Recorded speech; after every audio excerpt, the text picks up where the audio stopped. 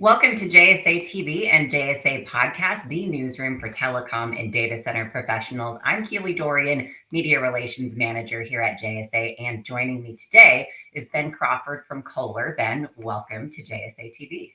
Hi, Keely. Thank you very much for having me.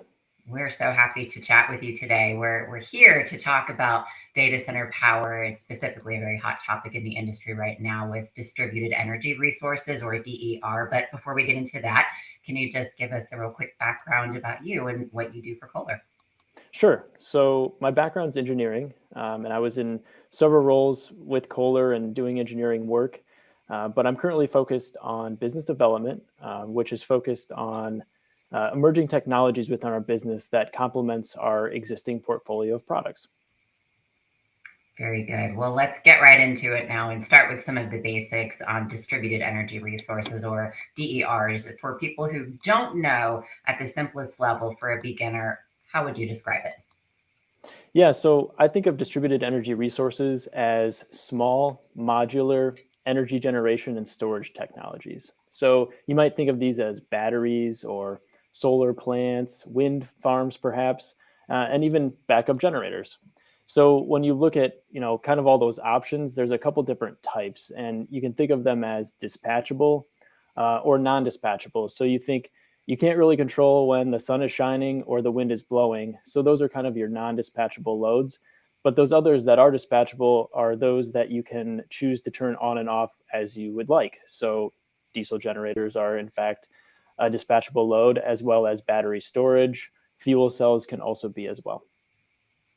And of course, we should mention that Kohler, for those who don't know, is a very excellent provider of backup generators for data centers. So Yes, something you know very well and do very well. for sure. So for you personally, you've got a background in engineering. And from that perspective, what are some of the essential issues around DERs that people are really talking about right now?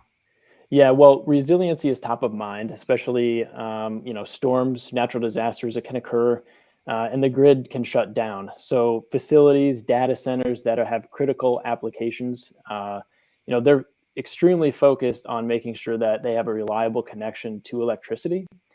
So when you think about distributed energy resources, what comes top of mind is really having various different pieces of distributed energy resources. So I mentioned those different types all together into one regional location, which is also known as like a microgrid, if you want to call it that. So essentially, that microgrid and these assets can function connected to the grid, but if in the event that there's an outage, they can disconnect, and then you can operate your facility as if you didn't have a connection to the grid in the first place, and maintain all of those same performances that you'd expect if you were connected to the grid. So, that's kind of what the big talk is right now. When it comes to data centers, though, I think really a key focus when it comes to distributed energy resources is really understanding what could this look like for my facility, and really understanding what my load profile looks like, and getting high quality data to understand where are my energy demands, and is there a possibility to optimize with distributed energy resources. Absolutely. Just knowing those specifics of your facility is so important. And let's talk just a little bit more, since you brought it up, about data centers and cloud in particular. What are some maybe specific use cases, if you can think of any, for data centers right now?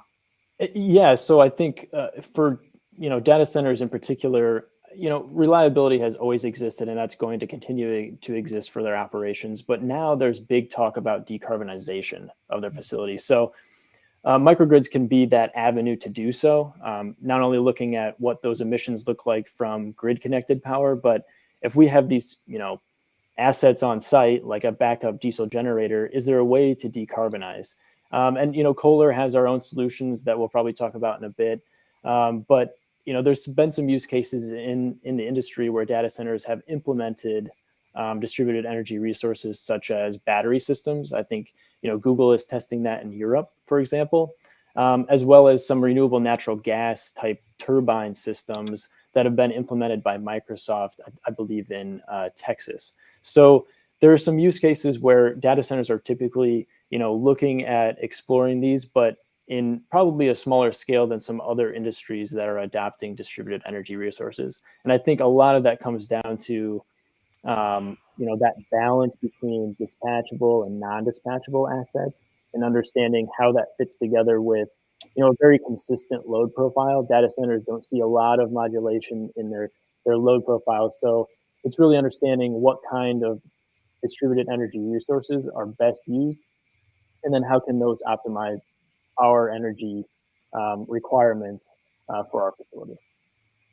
Absolutely. And Kohler, with the backup generator, you've been one of the original players in the DER game, of course. So, how do you see yourself continuing in this trend and expanding in it for data Yeah, centers? absolutely. So I touched on decarbonization, and it's been a focus of our operation plan for our products is how do we better optimize our products themselves to then have our customers be optimized in their operations. So it's really advancing our engine technology, advancing our efficiency within the system.